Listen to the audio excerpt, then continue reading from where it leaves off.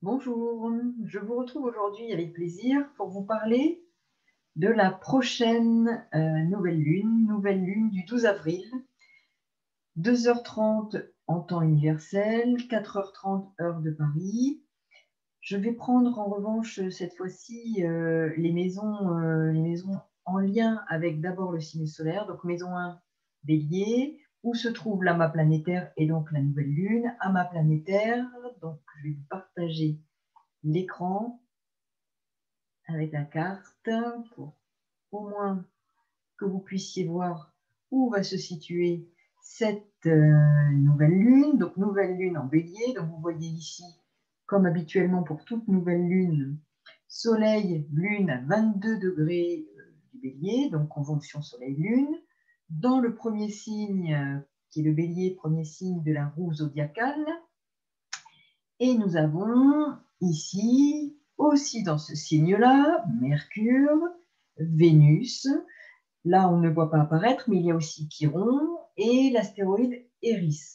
Donc, premier signe de la roue du zodiaque, bien chargé, signe de feu, signe cardinal qui ouvre une porte, qui ouvre une voie énergétique, une porte énergétique.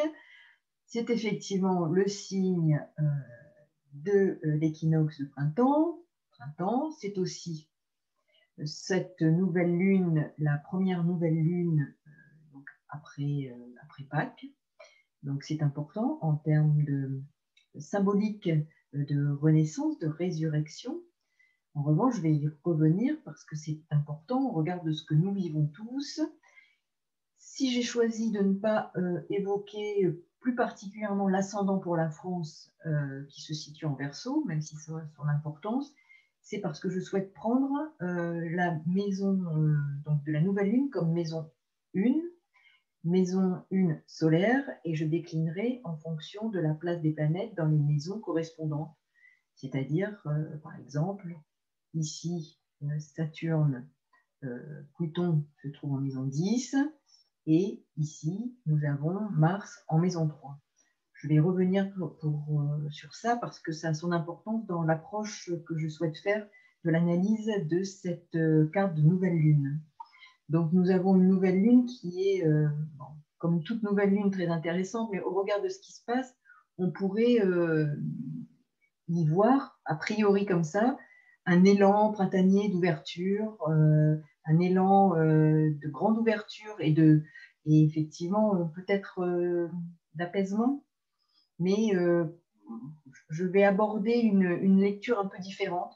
Donc, bon, chacun y verra ce qu'il souhaite.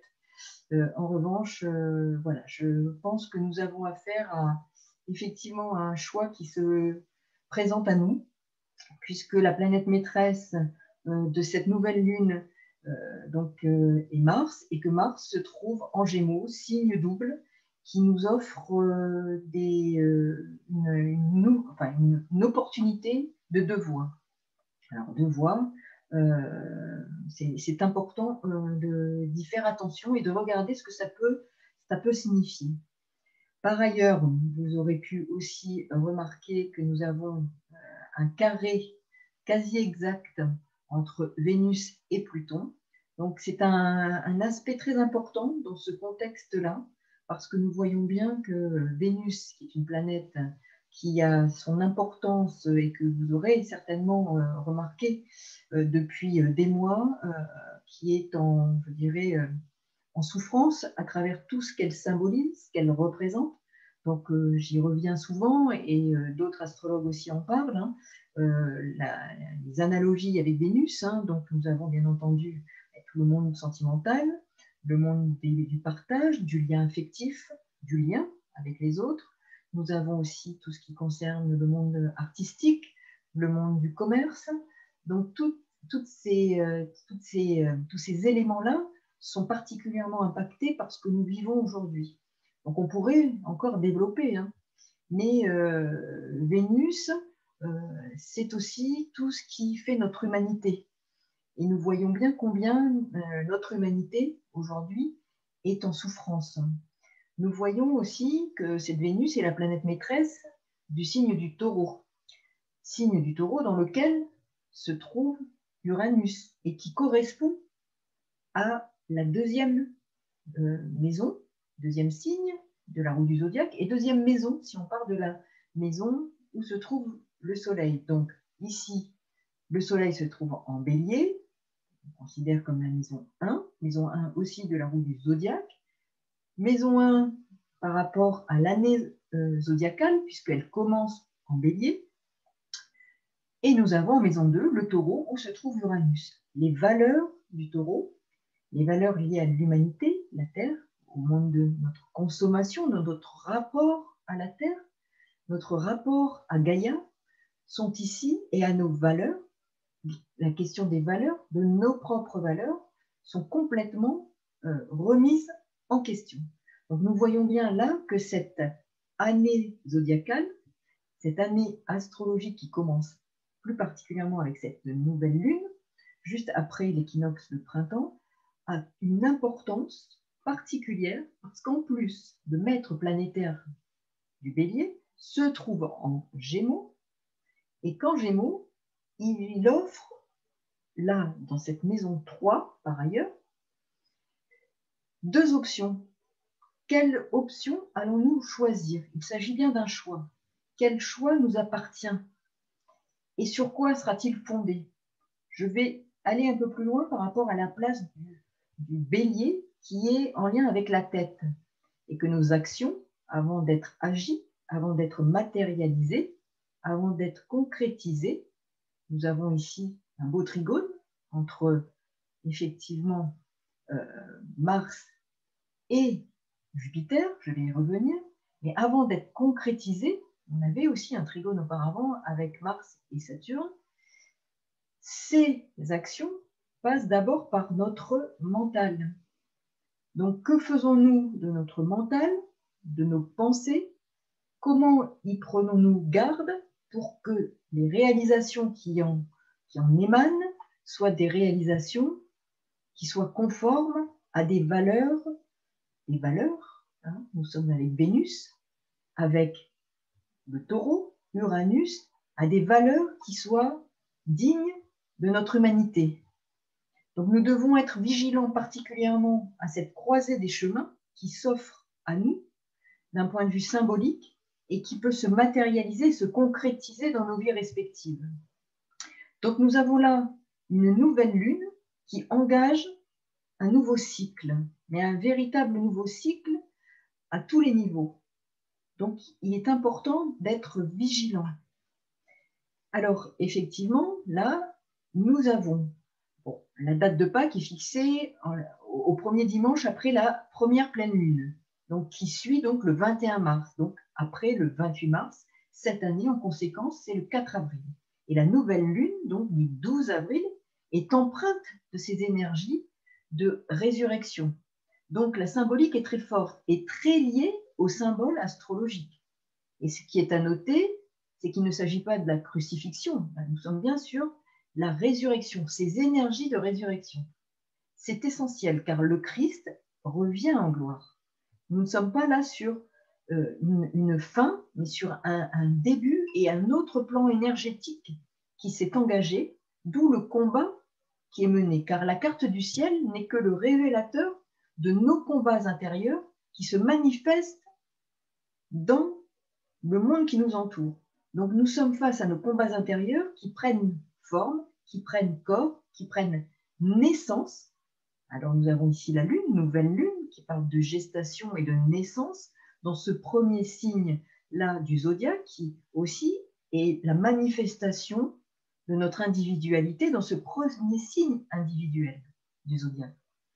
Et là, l'indication est donnée au plus près des énergies, celle du feu, puisque nous sommes dans un signe de feu, bélier, signe de feu, feu purificateur pour accéder à une conscience rénovée. Donc nous sommes bien là dans une dimension de conscience nouvelle, conscience qui se confirme avec une analogie que l'on peut trouver à travers les symboles astrologiques, bélier, signe de feu, après ce temps de résurrection, qui est empreint des énergies de résurrection christique, sur un temps de rénovation, une purification par le feu, le feu christique, premier signe du zodiaque, le bélier, Vénus qui correspond aux valeurs humaines, qui est la planète maîtresse du taureau, dans lequel se trouve Uranus, qui demande à ce que soit bouleversé et complètement revu nos valeurs, les valeurs qui fondent notre humanité. Et par ailleurs, nous avons un carré entre Pluton et Vénus, qui là nous dit destruction de ces valeurs pour repartir sur d'autres bases. Puisque là, nous avons en effet la destruction des valeurs vénusiennes, celles que nous connaissons, pour construire d'autres fondements à ces valeurs qui requièrent là effectivement d'être revisitées. Je rappelle que Pluton est en Capricorne, qu'il remet en question les structures et fondations de notre société et ses valeurs, ce qui nous renvoie à Vénus au carré. Avez-vous observé ce qui fonde vos relations affectives, sentimentales, votre façon de partager, votre façon d'aimer? Nous avons ici des leviers, un défi majeur pour chacun d'entre nous et notre civilisation en général. Avec Pluton, maison 10, au regard de la maison 1 solaire en bélier, nous avons une symbolique forte pour commencer cette année astrologique, celle qui parle de l'effondrement d'un modèle structural devenu obsolète. La pandémie est un tremplin, un levier, une opportunité de revoir nos valeurs. Mais en même temps, soyons attentifs à ce qui se passe, à la communication. C'est pour ça que je vais revenir sur cet axe de communication qui apparaît dans cette carte de nouvelle lune. Nous avons en effet un amas en bélier, en analogie avec la maison 1, qui renforce cette symbolique de nouvelle lune. Donc, nouveau cycle, mais quel cycle? Donc, comme je disais, que le maître de cette nouvelle lune, Mars, est en maison 3, en Gémeaux. Analogie aussi avec son signe, qui est le Gémeaux, puisque la maison 3 correspond au Gémeaux, en rapport avec la maison 1 solaire et lunaire. Saturne et Jupiter en Verseau, maison 11 solaire, et Neptune, maison 12 solaire. Donc ici, nous pouvons voir que l'action est contenue, freinée, la liberté contrôlée, l'action est maîtrisée et communication aussi maîtrisée, car nous avons l'axe 11-3 qui rappelle aussi les nœuds lunaires inscrits dans ces signes-là, en analogie avec ces deux maisons, Sagittaire et Gémeaux. Donc nous avons bien ici une action, une communication qui se veut contrôlée, maîtrisée, pour agir d'une façon plus subtile qu'on ne l'imagine. Nous avons quand même Neptune en maison 12, pour troubler les esprits sans que l'on ne le perçoive autant et à la hauteur de ce qu'il s'agit en réalité. Je crois que ça appelle une vigilance accrue.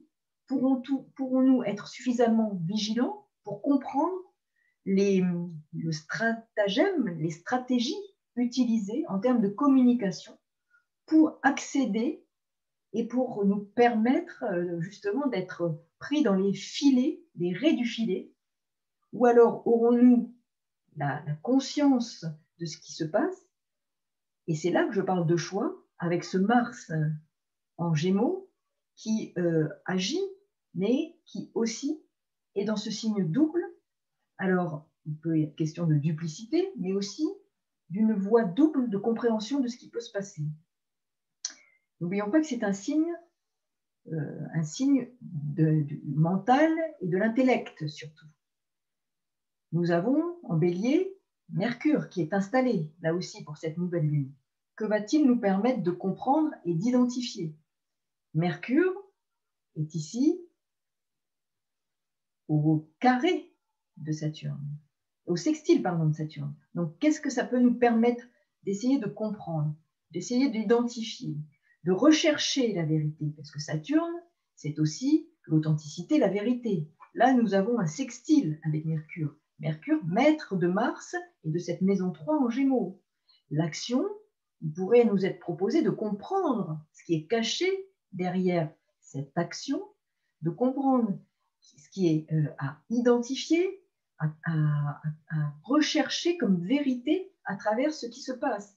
Donc nous avons l'opportunité à la fois qui nous est donné de comprendre si nous voulons nous saisir des énergies qui sont des leviers pour nous permettre d'accéder à une compréhension. Donc nous avons là différents enjeux. Effectivement, de faire table rase et de confirmer je dirais, ce qui est engagé comme modification majeure de notre société, avec une table rase de ce qui est fait, et je dirais presque, le feu est mis partout pour, bien entendu, faire table rase de ce que représente cette Vénus, donc qui est particulièrement affectée. Et ce Pluton carré Vénus vient le confirmer. Et en même temps, nous avons ce Mercure qui est au sextile de Saturne et qui nous offre une possibilité de chercher, de comprendre et d'aller au-delà des apparences. Donc, par ailleurs, Saturne est en Verseau. Il parle là aussi du mental supérieur. Le Verseau, c'est aussi l'ouverture vers l'extérieur et une compréhension anticipée, lucide de ce qui peut faire, je dirais, faire société. Donc nous avons là, effectivement, Mars en Gémeaux, qui défend des idées et des convictions par les mots, par la parole, qui se fait le messager, celui qui, comme l'avocat, va se poser en défenseur pour tenter de nous sortir d'une position de convaincu. J'ai presque envie de dire en deux mots. Attention, justement. Et cette bataille qui commence par les idées, nous sommes dans une nouvelle lune qui est en Bélier, là, va se matérialiser par des mots, des actions qui vont restreindre les libertés fondamentales. N'oublions pas que Saturne est en Verseau, est toujours au carré d'Uranus. Donc là, les idées qui vont prendre forme vont avoir pour, je dirais, fonction de restreindre nos libertés. Et c'est ce qui s'incarne de plus en plus dans la roue du zodiaque en débutant par le Bélier. Donc quel nouveau cycle voulons-nous engager? Nous avons le choix, le maître du Bélier en Gémeaux, qui nous offre deux voies. Nous avons la liberté, Mars en Gémeaux, d'agir, mais à nous de nous libérer du joug qui s'est posé sur notre cou, signe qui symbolise la tête, le Bélier, et influe sur notre mental. Le Bélier et la tête, son maître est dans le signe de l'intellect, qui est donc Mars en Gémeaux. Le Verseau est aussi le signe du mental supérieur et des techniques, et le signe opposé au Bélier est aussi signe qui mentalise, c'est-à-dire la balance. Donc nous avons là tous les signes qui parlent d'une mentalisation, donc d'abord de la pensée qui va effectivement là se matérialiser potentiellement par des actions qui auront vocation à freiner nos libertés de plus en plus, par des subtilités langagières, des subtilités de communication qui pourraient nous échapper. Attention à Neptune. Donc là, nous avons effectivement tout ceci en rapport aux valeurs du Taureau, où se trouve Uranus et sa planète maîtresse Vénus, qui est en Bélier. Donc nous avons bien ici le serpent qui se mord la queue. Une opportunité est de mettre ce mental et cet intellect au service, via Mars, qui est le serviteur, le défenseur, d'une action juste, puisque Mars est au trigone de Jupiter. Donc, d'une action juste, empreinte de valeur, Vénus en Bélier, que l'on va savoir défendre pour revoir le monde dans lequel nous vivons. Uranus en Taureau. C'est aussi un nouveau modèle de civilisation qui nous attend. Mais des options différentes vont s'offrir à nous, car nous construisons notre futur grâce au présent. C'est pourquoi l'on peut encore agir. Pourquoi tant de tapage? C'est parce que cela n'est pas gagné, ce n'est pas fait, et que les énergumènes se déchaînent pour voir contrarier les plans énergétiques de lumière. Ils veulent contrarier ces plans énergétiques de lumière. Donc il y a un déchaînement, on le voit bien, c'est un tapage, c'est un brouhaha. La lumière ne fait pas de bruit. Les plans énergétiques de lumière, là, agissent, mais qui s'oppose à eux? Ce tapage. Mais ces lumières-là ne font pas de tapage, car le tapage est le propre des forces des ténèbres, qui nous saoulent de leur négativité à profusion pour maintenir et alimenter la peur. Pluton est toujours actif et carré ici à Vénus, je le rappelle. Donc Pluton, c'est aussi la peur. Uranus et la Lune noire sont en maison 2 solaire, en taureau, ce qui renforce la symbolique de la maison 2, qui est en analogie avec le signe du taureau, signe vénusien. Vénus est très présente dans ces différentes phases de cycle, car elle parle de ce qui touche affectivement notre humanité. Notre humanité, c'est notre âme, c'est le monde du sentiment aussi, des émotions. Donc notre humanité est affectée, heurtée, ce qui fonde notre humanité est malmené. Mais ce qui est important, c'est de voir surtout que c'est l'occasion de revoir ce qui part à la dérive dans ce domaine du monde sentimental, affectif, de notre humanité, ce qui fait notre humanité. Vénus est en lien avec Neptune. Neptune, c'est l'octave supérieure de Vénus. Notre humanité est en regard de la divinité. Que faisons-nous de notre humanité en regard de la divinité? La maison 2, c'est aussi la valeur que l'on s'accorde. Quel amour vous portez-vous? Quel amour est le pendant de la peur? L'amour est le pendant de la peur. Donc, quel amour vous portez-vous? Quel amour portez-vous aux autres? Et l'on voit souvent que la peur prend le pas au détriment de l'amour. L'amour est le pendant, je le répète, de la peur.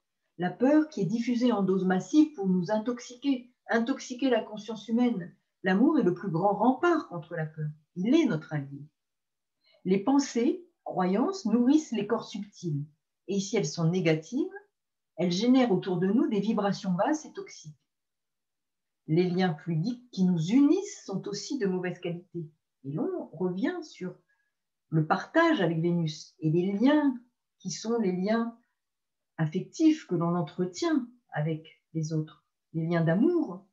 Et ceux-ci sont entamés, sont intoxiqués par les pensées diffusées que l'on s'approprie, les pensées diffusées dans des corps, à travers nos corps subtils, voire les corps subtils de la Terre, puisque la Terre aussi est composée de corps subtils. Attention, l'instabilité ambiante organisée a aussi vocation à provoquer l'instabilité mentale et en conséquence spirituelle. Tout se recoupe. Quand notre âme, qui est en lien avec Vénus, et la Lune, les émotions, est perturbée, nous ne sommes plus à même d'être en contact avec l'essence subtile de la Terre et de la spiritualité qu'elle nous offre. Toutes ces énergies spirituelles deviennent difficiles d'accès et nous perdons le contact et notre lien avec le monde spirituel. Mars carré Neptune, pour le meilleur et pour le pire, de son côté. Actif, passif, agir pour soulager la souffrance des autres, Mars agit parce qu'il est touché. C'est un combat pour un idéal, une cause humaine. Donc je vous remets effectivement là la carte. Vous voyez où se trouve Mars et comment ça se passe effectivement ici avec Neptune. C'est important parce que Neptune joue un rôle très important actuellement à différents niveaux de vibration. À quel niveau de vibration allons-nous nous relier? Quelles actions allons-nous relier à cette énergie neptunienne? On voit bien ici l'importance de, alors je dirais, de ce qui se joue au niveau des énergies planétaires, astrologiques, dans leur symbolique, mais pas seulement, parce que les énergies, bien des astrologues ne croient pas à l'importance de l'énergie, la réelle énergie qui se propage. Nous ne sommes pas que sur du symbolique. La Terre vit une augmentation de sa vibration, mais toutes les autres planètes du système solaire vivent aussi une augmentation des énergies vibratoires qui les constituent. Donc, il y a un remaniement énergétique interplanétaire et planétaire qui aussi impacte sur nous. Les cartes astrologiques viennent parler de ces énergies en mouvement, mais aujourd'hui, on ne mesure pas encore suffisamment l'importance des transformations énergétiques de toutes les planètes du système solaire, pas seulement de la Terre, avec l'influence que ça peut avoir sur chacun d'entre nous. Donc ici, pour revenir sur le carré Mars-Neptune, l'action est celle de l'intérêt qu'il peut y avoir pour chacun d'entre nous d'être attentif à ce à quoi on va se connecter.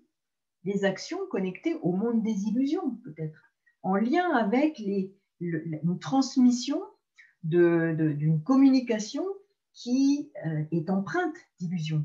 Cette énergie peut être l'énergie de l'illusion, car Neptune, en effet, nous conduit au carré de Mars à agir sous emprise de l'illusion. Et Mars en Gémeaux peut être source d'une énergie dispersée. Mars carré Neptune rend parfois aussi passif. Qu'en est-il de la passivité, de la soumission, puisque Mars est au carré donc, de Neptune? En quoi ce Neptune agit pour rendre davantage soumis, davantage passif face à une communication qui est envahissante et qui finit par troubler les esprits? Mars en Gémeaux, carré Neptune. En Bélier, cela nous parle de la tête. Cette nouvelle lune, comme je le disais, nous parle de la tête, du mental. Mercure, l'intellect, est dans ce signe pour cette nouvelle lune. Vénus aussi, tout comme bien sûr le Soleil et la Lune. Le maître est Mars en Gémeaux, qui nous indique que nos actions prennent d'abord naissance dans notre mental, puis l'intellect pousse à la mise en œuvre pratique en Gémeaux. Mars, comme je le disais, est de surcroît au trigone de Jupiter, qui devient peut-être là, et à nous en saisir, un bon conseiller, un guide pour nous aider à y voir plus clair. Mais ce Mars en Gémeaux, effectivement, peut aussi parler de duplicité sous couvert de mensonges avec ce fameux carré à Neptune. Ces actions pourraient engendrer, nouvelle lune en Bélier, Mercure conjoint à la nouvelle lune en Bélier, des actions troublantes, difficiles à comprendre. Le gros risque qui est agissant et caché derrière le voile est celui des troubles psychiques et de la folie, disons le mot, qui s'emparent des humains. Soyons vigilants à l'impact psychique, je reviens là-dessus. Nous avons Neptune qui est en 12, si on prend la maison solaire, et en Poisson. Attention, attention à ce brouhaha, à cette communication qui trouble les esprits et qui peut conduire, et on l'entend, à des difficultés psychiques grandissantes et à une incapacité à comprendre ce qui se passe, à ne plus être en capacité de comprendre. Donc, action troublante, risque de troubles psychiques, tout est fait par des moyens de manipulation mentale pour faire adhérer à des croyances. Jupiter en Verseau, Neptune carré au nœud lunaire en Sagittaire et Gémeaux, et courir donc à une simplification binaire, basique, désastreuse, mais que le cerveau humain apprécie pour ne pas avoir à réfléchir. L'on croit ce que l'on nous dit, on fait confiance par facilité, une confiance aveugle, une lassitude qui s'empare des personnes, les rendant inactives, passives, Mars carré Neptune, et soumises. Ce sont aussi des suggestions faites au collectif par le biais des images, Neptune en Poisson, qui œuvrent à la manipulation de l'inconscient collectif. Les phrases qui sont dites agissent, Mars en Gémeaux, également sur l'inconscient collectif, Neptune en Poisson, en 12 solaire, en vue dans l'ombre de nous faire adhérer à des convictions transmises, diffusées, qui ne nous sont pas personnelles, que nous nous approprions, car nous ne pensons plus par nous-mêmes, carré au nœud lunaire. Le nœud nord en Gémeaux a aussi des aspects négatifs, contrairement à ce que l'on peut croire et penser. Il faut être vigilant quant à son interprétation qui pourrait être idéalisée. Simplification de la pensée ne veut pas dire appauvrissement. La subtilité de la pensée permet de donner du sens et une certaine élévation à notre réflexion, ce qui en effet n'est pas recherché pour nous. Ce n'est pas recherché du tout pour nous. Mars en Gémeaux peut évoquer le commérage, le blabla ambiant. Je rappelle que les deux signes et maisons solaires où se situent les nœuds lunaires sont dans l'axe de la communication, des croyances au carré du signe des Poissons et de son maître Neptune qui parle de diffusion, signe d'eau, de mensonges, de tromperies, au point de noyer le Poisson dans sa propre eau glauque et insalubre dans cet axe qui parle de santé. La santé mentale, la santé psychique, est celle qui est le plus en danger aujourd'hui. Les croyances des uns et des autres vont être altérées par des communications contrôlées, Mars en Gémeaux, Trigone Saturne en Verseau, qui par des pratiques issues des neurosciences qui sont connues, agissent sur nos cerveaux via le langage actif, employé, Mars en Gémeaux. Mars veut convaincre, veut défendre des valeurs, mais lesquelles? Ici, regardez, elles sont empreintes d'incohérence et de duplicité et deviennent même agressives. Que nous dit cet amas planétaire en Bélier? Uranus et Lune noire en maison 2 solaire en Taureau, ce qui renforce effectivement cette symbolique. Jupiter au sextile de la nouvelle Lune et de Vénus conjointe à la nouvelle Lune amplifie ce besoin de nouveau départ, de naissance d'un nouveau cycle. Mais quel cycle? Le Bélier gouverne la tête, signe du penseur, signe mental puissant. Il est étroitement lié au symbolisme du cheval. L'âme commence son processus d'évolution dans la matière. Le cheval blanc représente le mental illuminé. Connaissez-vous Alice Bailey? Elle en parle très clairement dans son ouvrage sur les travaux d'Hercule.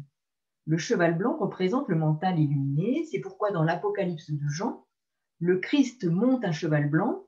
Le cheval noir, lui, représente le mental inférieur avec ses idées fausses et ses concepts humains erronés.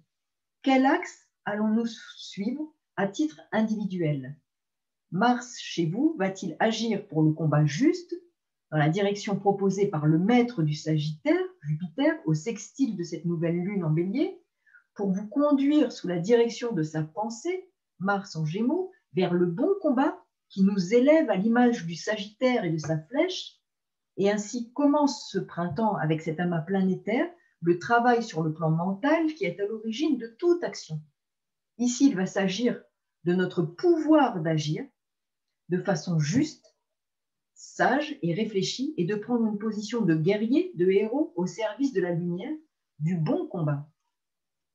Donc, je vous souhaite une nouvelle lune des meilleures possibles, avec la vigilance quant à vos pensées et à leur implication, pour une santé et un équilibre psychique et spirituel des meilleurs.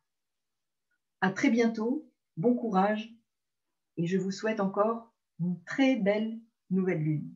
Au revoir.